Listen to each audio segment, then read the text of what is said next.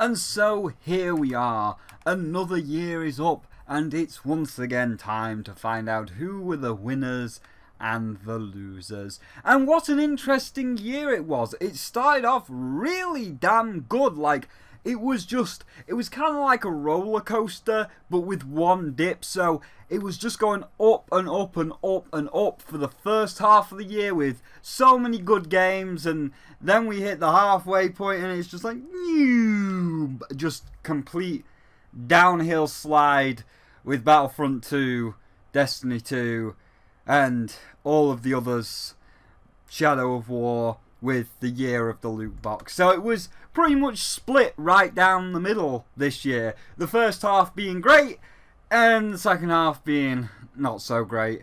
So it's kind of, you know which side's going to land on which. The first half's going to get the good games, and the second half's going to get the bad games. But which were the best of the best, and which were the worst of the worst? Let's find out in this, the top 5 and bottom 5 of 2017.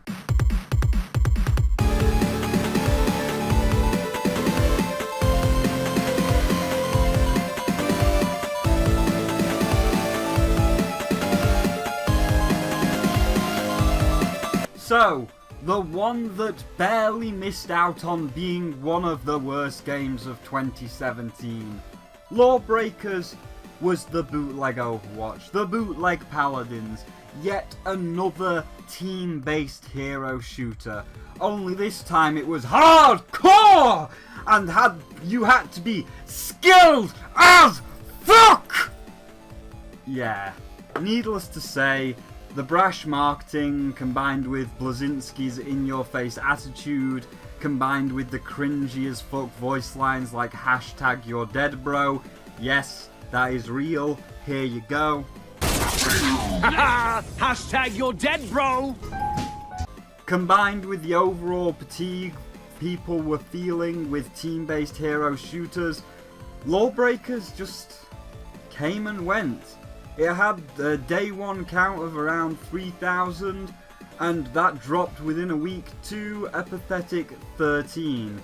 So forlorn and forgotten within a month, and being the others did far more scummier things, it wasn't that bad. It was just more of a thing that came and went, and there you go. So it earns our dishonourable mention.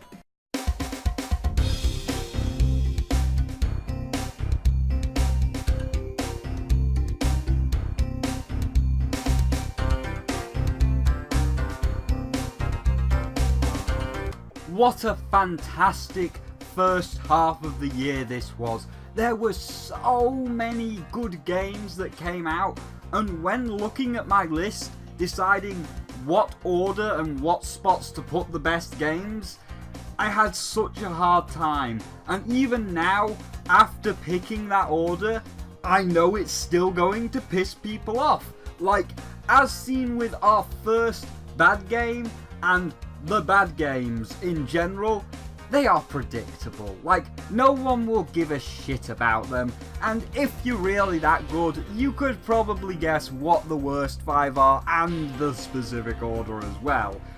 But the good games, the best games, they were all good, and I'm like, man, these games are good, but I like this one more. Oh, but if I put that on the list, it would knock this one off the list. Decisions! So, if certain games you like don't get on this list, or you really like and they don't get on this list, and you're like, oh my god, how could you not put that on here? Well, most likely at one point it was on there, and I was really having fun with it, and it was going to be one, but then something else came out, and I really had to think of what to put where, and it's kind of the same with this honourable mention. So if X game isn't on there, it's just because X game took that position away. So with that being said, our honourable mention of 2017 that barely missed out on the top 5 is A Hat in Time. What a fantastic little game. It's not the best, but everything it does fucking great. The music is great. The game is just the right length, and the graphics fit the style they were going to go for. A little bit janky sometimes, but overall, the team has been listening to the community and fixing the problems as they come in, and for the price point, it's more than worth it. And I can't wait to see what Gears for Breakfast is cooking up for Gears for dinner. So, a great little appetizer and a great start to the great year.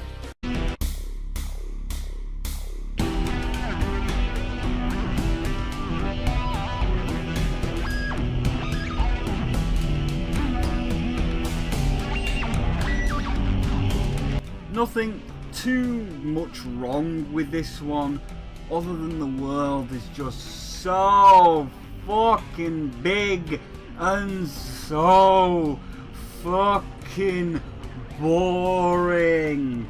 Like, Mass Effect Andromeda was bad, but at the very least it was funny and good to laugh at, like, some of the facial fuck-ups. But here in Tom Clancy's Wildlands, there's nothing. Just nothing. It's just a big open world with fuck all going on in it, to the point where I was so bored just even typing the review that halfway through I said fuck it and I reviewed Hollow Knight instead, as there were things going on in it, not just a huge vast desert of nothing and boredom.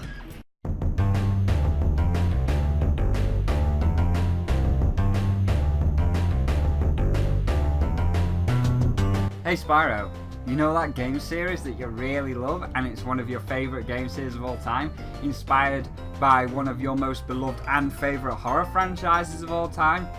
Yes. You know how that one guy made a fan-made game of that one game you really liked on the Game Boy and it ended up being one of your best games of 2016? Yes. What if I said to you, one of your favourite franchises of that one game that's on the Game Boy, and it's an official remake of that one game that that one guy made? Oh fuck yes, give it to me, Ridley. Stick that big purple space pterodactyl dick in me. I'll be your little bitch to get my hands on that. That sounds like some good shit. But you can only do it if you wear the Zero suit, as you look hot as fuck in it, far more than Samus ever could. And you can tell by this list that it was some good shit. And a full official remake of Metroid 2, or a remake of AM2R if you want to be technical. Oh, it's some good shit right there. And it really shows how fucking good AM2R was if Nintendo had to cease and desist it and say, hey, no, we're going to make an official remake of Metroid 2, and it could be a 3D version as well if you're good enough. Yeah, go on Nintendo, give me a 3D version. Well, it was, and it was fantastic. In my opinion, it was a little worse than AM2R, but it really showed how to bring SR388 to life, given a whole new way to explore the planet with some new Aeon powers. Metroid 2 looks, sounds and plays amazing, and if you're a Metroid fan, get it right now. Just stop listening to me, go get it right now. The only reason it's not higher is because of the whole amiibo situation and the shitty, insulting way Nintendo handled that situation, and just because I feel that the Metroids and the whole like Metroid world doesn't work as well in 3D. Like Prime fucking fantastic. This game fucking fantastic. But I feel it does work slightly better in 2D. There's just something about the pixel art and 16-bit music that gives AM2R a slightly more creepy, nostalgic factor, flashing back to a simpler time of a younger baby dragon playing Super Metroid in the dead of night, going through the pixelated planet and watching a horror film 10 years before he technically should have. Yeah, I did see the Alien movies when I was 7. And, you know, it was kind of funny. People getting disemboweled didn't faze me in the slightest. I actually fell in love with the Xenomorph and wanted to cosplay or dress up as one for Halloween, so take that as you will. But, no matter whether it's in 2D or 3D, Metroid 2, remaked by a regular guy or officially, is an absolutely fantastic remake in every way, and I love it so much, and I just wish they hadn't fucked around and done that shitty stuff with the amiibos. But that aside, it well earns its spot as number 5, and again, would have been higher and would have completely blown me away if Nintendo hadn't been a dick. So a few more did get higher, but oh god, it was so good. Thank you so much for this gift, Ridley.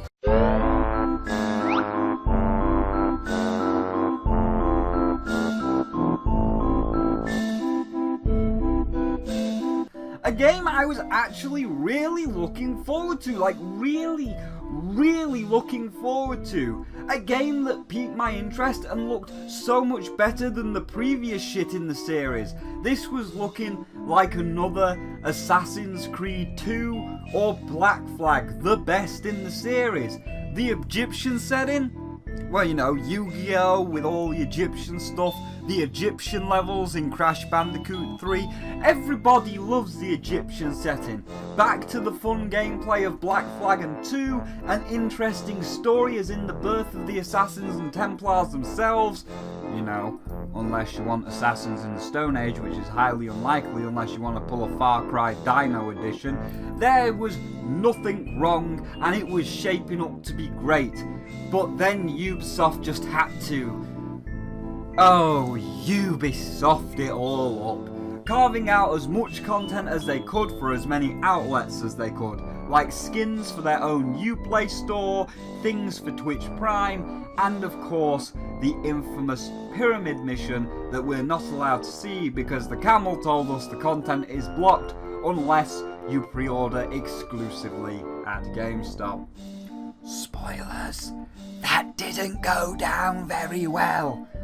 And on top of this, they were lying about the piracy thing again, adding DRM left and right, only going to absurd extremes, resurrecting Denuvo the DRM wolf once more to kick things off, but then showing how destructive she can be by giving her 2 extra DRMs in the form of their own Uplay and anti-cheat. All 3 combined cause CPUs to skyrocket, processors to melt, and in the worst case scenario, entire computers to blue screen. All 3 together were so bad that this is where Denuvo was in full effect, and usually people can get rid of Denuvo within a few days. This time, it's taken 3 months, and after 3 months, what is there to show? A broken blue screening mess for those that can't break Denuvo's hold, and a lackluster game for those that can, being that most of the content was carved out for the Uplay store, Twitch Prime, and GameStop. Oh, and there is also loot boxes in a single player game. Ubisoft, you fucking pricks! As if all the shit you had done already wasn't bad enough, you had to have loot boxes in a single player game. Just... oh, Ubisoft. It's career suicide. Career suicide. It's career suicide. It's career suicide. Career suicide. It's career suicide.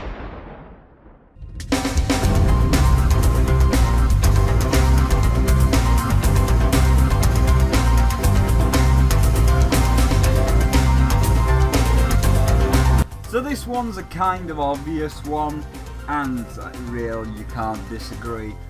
If A Hat in Time was the appetizer, then this is certainly the main course.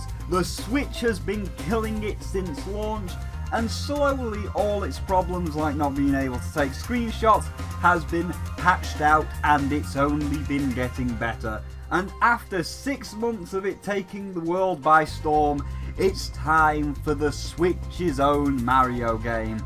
And if it was not selling before now, well, it is now. Selling 12 million copies in only 3 days.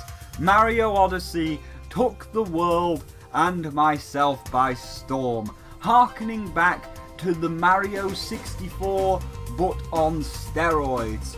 Odyssey was basically all of the best bits of the original Mario games combined into one. The fluid movements and motions of 64, the stunning visuals of Sunshine. I mean, look at the beach, and then look at this beach in Odyssey. They're the same, and there's whoa. Why? Please, just give me a Sunshine HD, Nintendo! Look at it! It's Sunshine HD! It wouldn't be that hard. Sunshine already looks good. Just give me a Sunshine HD, please. But, keeping on with Odyssey, while some of it is not the best or the flashiest, everything was just there. Everything just worked for a Mario game. The music is the best it's ever been in the Mario series. The graphics, as mentioned, are phenomenal, and I'm excited to see more. And the gameplay just clicks, even with Cappy and the new possession thing. It all just clicks, and everyone and anyone can just dive into it. Like my friend James, who I give it to him to demo, and he just got it. And really, that's all it needed to be. A fun Mario game to cement the Switch's place in the market. And with 1,000 moons to collect, it will keep you hooked for quite a while.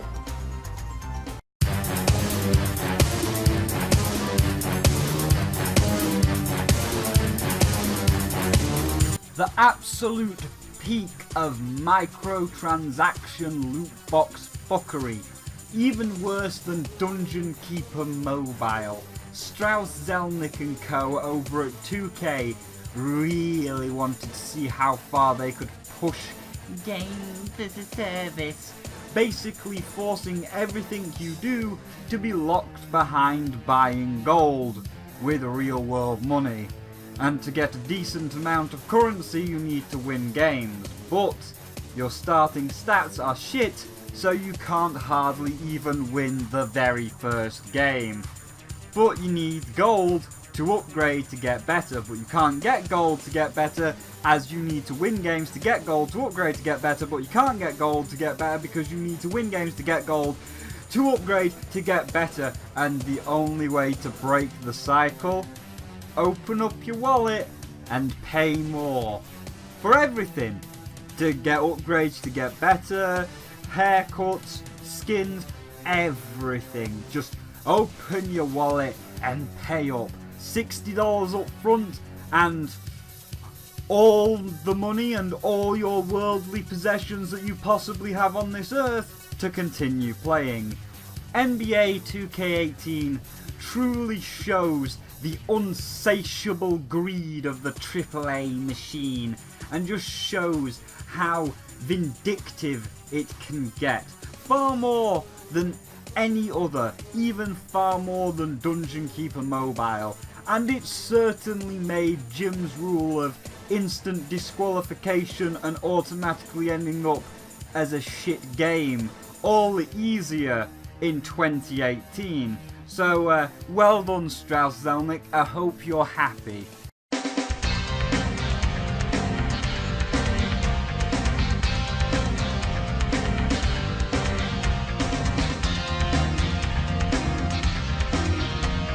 What's better than a new game that sets out to be fun and does not really need to push the boat out? A remake of a fun game that's fun and sets out to be fun and doesn't really need to push the boat out. Crash: The Insane Trilogy is a remake of the original 3 PS1 games, remastered to near perfection. offering that little bit of an extra challenge that Mario doesn't have, remastering the musics and the graphics for a new generation and adding a few new things to truly make the Insane Trilogy the definitive version of the games. Like adding the online for the relics, so you and your friends can compete online to see who can get the fastest platinum relic time. I'm pretty sure I could get 47 on boulders, like no issue. What the fuck, who is this? Photon beat me! Oh boy. Photon beat me! Nah, we're doing boulders first. 46.85. I'll come back to the Great Gate. I'm not having that shit. I'll accept second best. I'm not accepting third place to the Green Dragon. No! No sirree, Bob. Ooh, what was it? 46.85. Very close. The only thing that holds it back slightly are the vehicle controls, but considering who it was made by, that being Activision, we can't expect perfection. But Vicarious Vision really did pour everything they had into it and really did a good job holding off Activision's bullshit. And at one point, this was the game that was going to redeem Activision, and if they did more of this over that Destiny 2 bollocks, like look in the forums, they would be a lot more loved. And being a nostalgic kid of the 90s or a newcomer to the Wumper Islands, this is a fantastic remake of the original classics that I will be certainly playing for many years to come, as will I even more, as it's all but confirmed that it's coming to the Switch to allow even more people to enjoy this fantastic remake. Now where's my remake, Activision, you fucking dicks?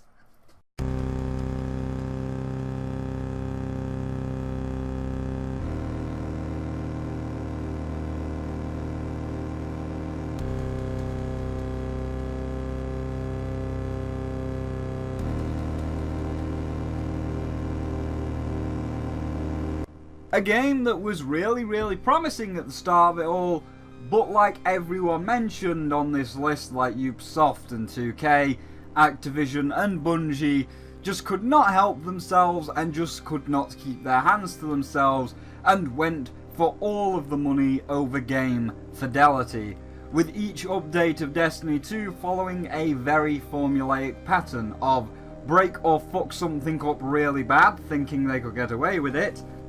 The fan base finds out and goes fucking ballistic, and rightly so. And Bungie says they're listening to the community and has to backpedal it out of shame.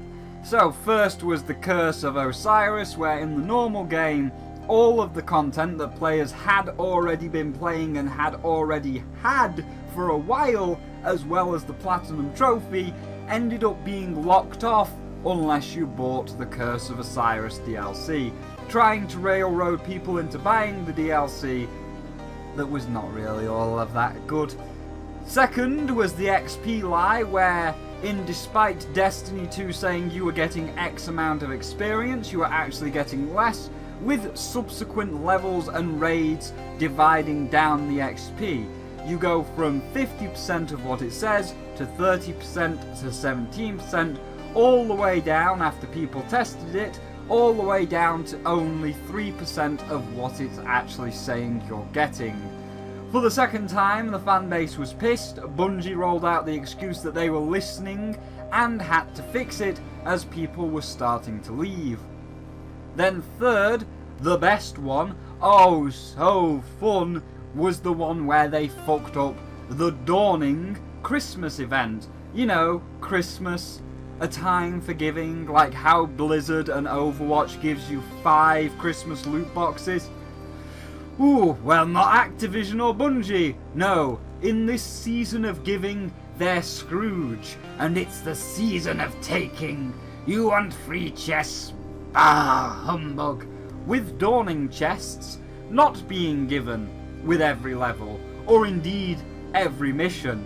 No, dawning chests were only available to claim by doing very specific missions, which of course were time-gated, meaning that in reality you could only get 3 dawning chests a week, and being the event was 3 weeks long, you could only get a maximum of 9 chests. Well, 9 normally, but don't worry, Tessa's got you covered if you just wanna splash some cash. And at that point, it was all over. Thousands of people left Destiny 2. It sparked the whole remove Eververse thing on the forums, which, as you can see by this, it's just page upon page upon page of the same thing. You're claiming to listen to your fans, Bungie? Time to put your money where your mouth is. You know, all these forum posts. Come on, do it. Remove the Eververse. Of course they did not. Instead, it was the same tired excuse of they're listening to the fans and looking into it, and we will fix it for Season 2. After Christmas, which of course is after the dawning Christmas event. Would not want to have some fucking common decency and give you some extra dawning chests now, would we? And what was their fix? You know, regardless, Christmas was over and they'd already fucked it again with Season 2 doing more shit with the Crimson Engrams, and once again we are listening to the fans. Of course, at that point, after the 4th time, after the 4th lie, the 4th excuse, it all fell on deaf ears. Everyone's left, everyone's tired of their bullshit, and of course they never listened, and they never removed the Eververse, because they need the money. You need to buy the boxes, because games are just so expensive to make. Even with our Virgin Mobile corporate sponsorship that gives you the Virgin Mobile Spyro, we need the money. It's just so expensive.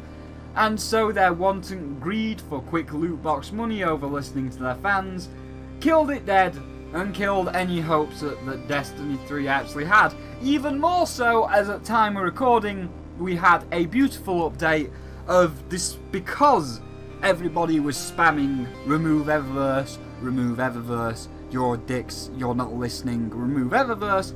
They have decided to do the oh so honourable thing and lock all of the forums. So you can no longer partake in any kind of forum discussion unless you buy Destiny 2 and you have a Destiny 2 account. The only thing you're allowed to comment on is the general help, like help with installing or a broken game. And guess what that help forum's filling up with?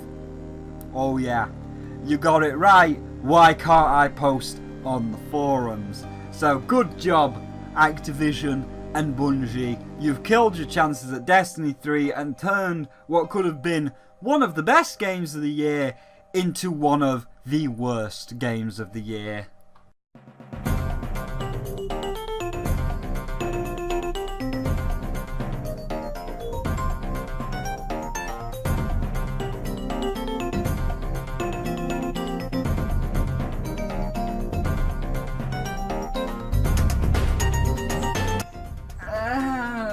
So this was kind of hard, as it's a bit of a latecomer coming out in December, and it fell by the 2017 wayside for a lot of people. Like, it's hardly on any top 5s or top 10s, but most have acknowledged that the game came out and said they're going to put it on the 2018 list because it's more for 2018. So I guess if it holds up or gets better, it will be on both, because it came out in 2017, but like Overwatch, if it's got enough good shit in it and it keeps me hooked across 2018, then it's going to be on the 2018 list as well. So some, like Moon Knight and Midnight, will already know from that sentence what it is, but for the rest of you, the second best game of 2017 is Xenoblade Chronicles 2, a fantastic RPG that pretty much hit everything spot on. With so far me putting just over 100 hours into the game, barely finishing chapter 4. The music is one of the best parts of the game. The story is simple but extremely compelling and makes me want to play on, and the combat is a delight and never gets boring, especially because of the different team members. A literal Pokédex full of waifus that are a joy to fight alongside, from our main girl and cosplay target Spyro, to the scuba diver version of Groose, yeah Groose! To the adorable, super cute blob bunny Boreas with her fantastic healing. Xenoblade 2, even after 100 hours, has not wore out its welcome and does not look like it will anytime soon. Still going strong into 2018, it's one game you really don't want to miss out on, and there is only one game I can recommend playing more. But first,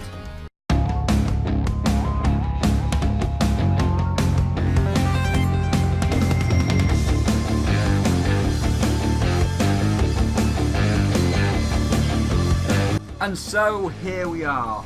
But before we get into it, let's have a rundown of the games that were pretty bad this year but didn't make it onto the bottom 5, so they weren't as bad as the big ones, as well as the big one thrown in there somewhere as to not give away what the worst game is. So here's all of the other bad games of 2017.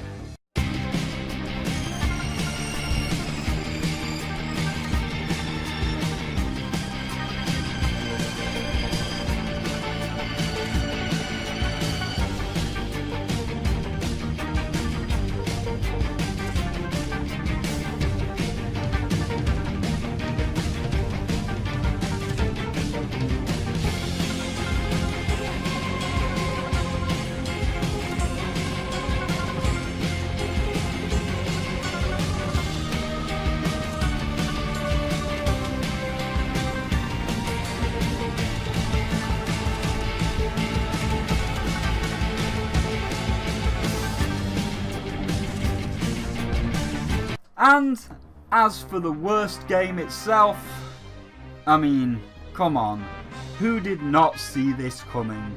The worst game of 2017. EA took microtransactions and games as a service to the utmost extreme, releasing a buggy, broken, unfinished mess of a game, as they did not care about the product. They only cared about the money.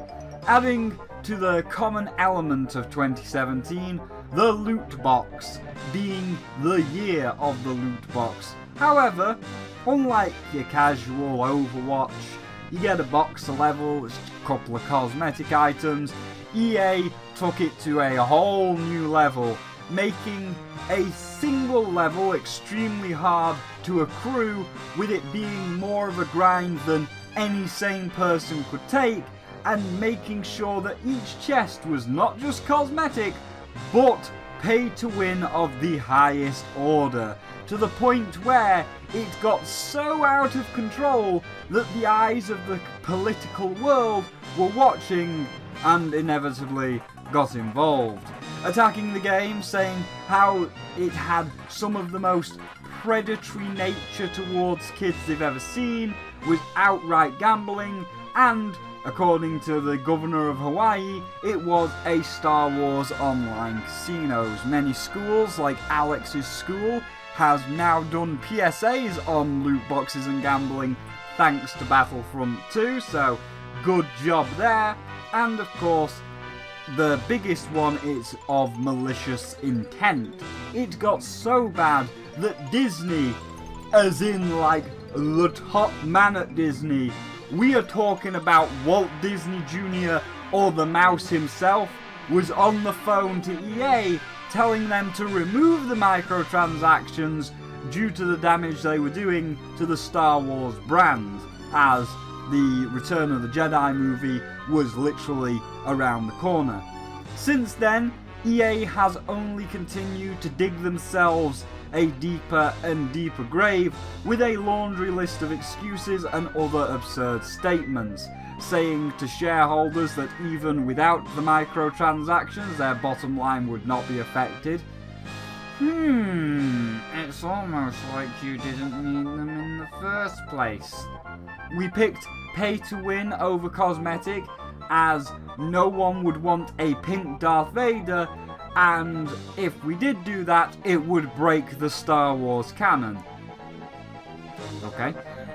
And let's not forget how fucking terrible, how fucking abysmal, how pathetic Battlefront 2 actually did, selling only a sliver, a measly 7 million copies, rather than the 8 million it needed to make its money.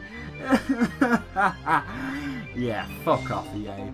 On top of all of this, on top of all the shit that was going on and the fire that they are taking, they yet still continue to show their voracious greed by saying UFC 2018 will have the same pay-to-win model, and that they are looking into that matchmaking, you know, that matchmaking that Activision was so eager to patent, leaving everyone asking, why the fuck should I care?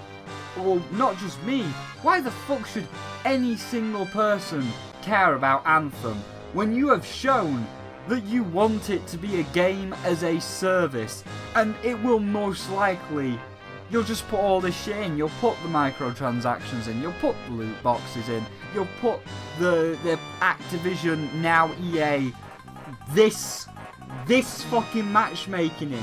So we've got to ask, why the fuck should we even care about Anthem anymore? And with all of that shit, you rightly earn your spot as the worst game of 2017.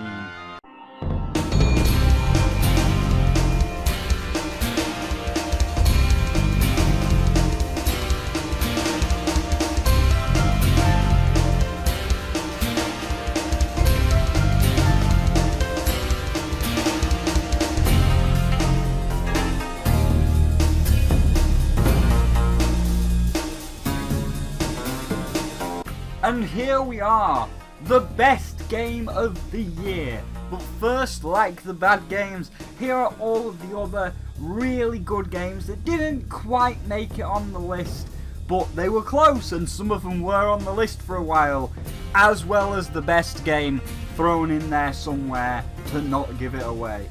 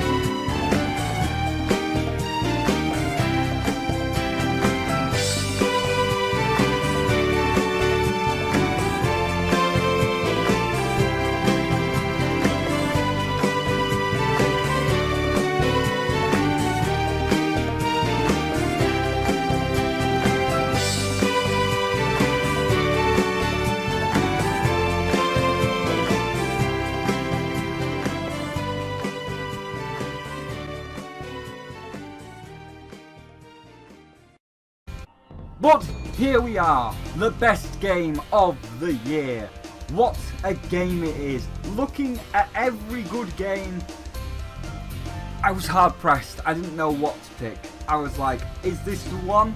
Is this going to beat out all of the others? Because obviously at one point, Xenoblade came out last, but at one point Samus Returns was #1 and it gradually got knocked down for things like Crash that came out later in the year. So it's like, is this going to be #1? Is this going to stay #1? And indeed it is. It did. It managed to beat out everybody. So here we go. The best game of the year.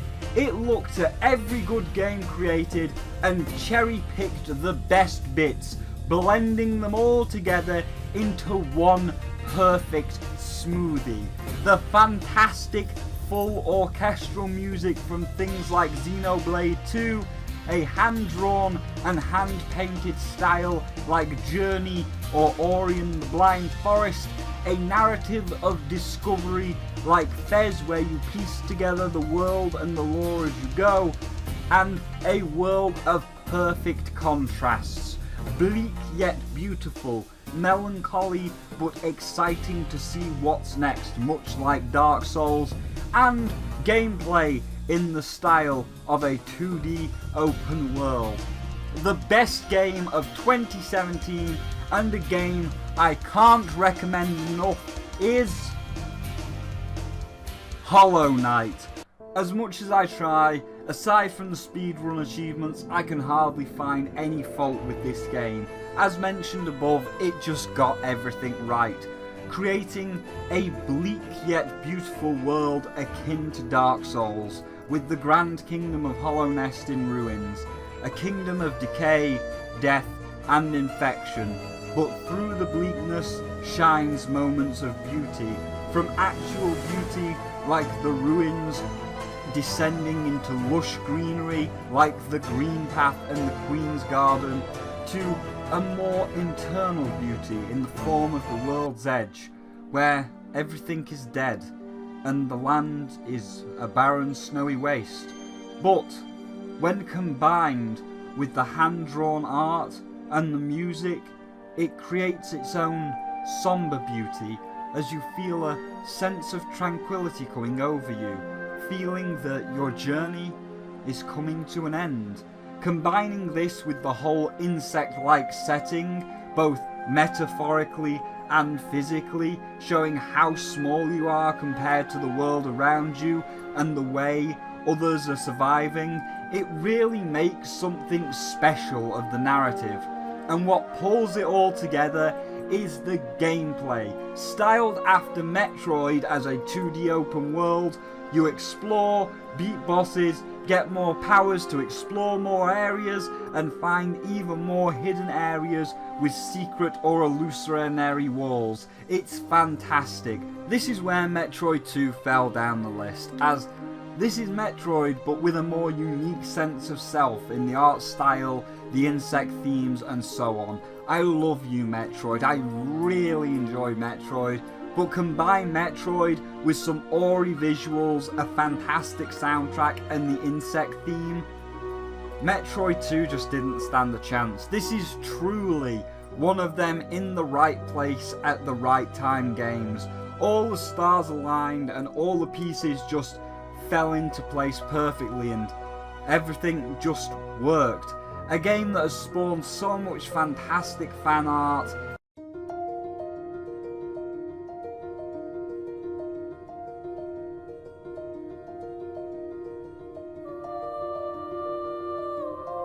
and cosplay.